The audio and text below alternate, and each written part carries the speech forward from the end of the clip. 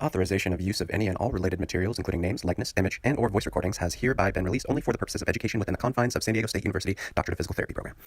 Any other use of this video or any pictures, descriptions, or accounts of the video without the express written consent of G-Bar SPT, J-Bordessa SPT, N-Rounds SPT, and Posadas SPT is prohibited.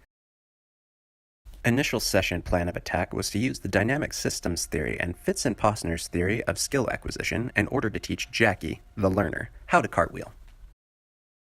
We began our initial session in the relatively closed and controlled environment of PG 1520 in order to limit distractions and degrees of freedom. The initial strategy was to use mental imagery and demonstration to prime the learner. Imagine keeping the hips over the head and keeping your legs as straight as possible while you perform the cartwheel. We then attempted distal tactile facilitation. However, we were unsuccessful. She remained in the cognitive stage of skill acquisition throughout the first session. We assigned a home exercise program of mental imagery. The learner was asked to visualize herself successfully performing 10 cartwheels in various environments 2 times a day, every day.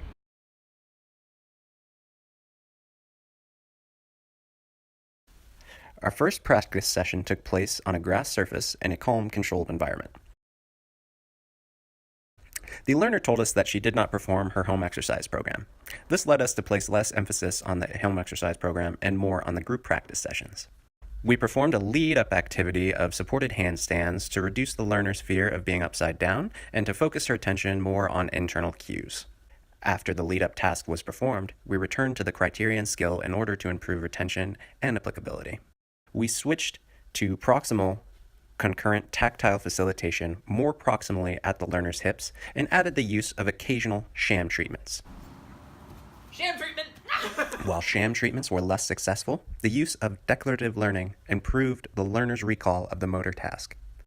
The learner appears more confident and showed substantial improvement in distribution of center of mass, momentum, and overall kinesthetic awareness. This practice session was performed on the lovely AstroTurf field at San Diego State University. All right. You're not teaching me anything. Seen here performing an impromptu dynamic warm-up, the learner appeared more confident in her ability to perform cartwheels in this environment. However, she reported feeling fatigued from her weekend escapades. The learner still did not perform her home exercise program. Tisk, tisk. In addition to continued concurrent and terminal feedback, we implemented the use of competition to drive the learner's performance. Rapid improvement in the learner's motivation was noted. What an athlete! The learner was able to self-correct errors, showed less balls, and showed more immediate improvements responding to feedback. The learner is now fully in the associative phase of learning, showing signs of promise that she will progress to the autonomous phase. Yes, yes, yes. The final practice session took place on the wet and soft sands of sunny Pacific Beach. There were distractions aplenty. Rather than providing feedback, the learner was encouraged to self-reflect on her internal cues and adjust accordingly.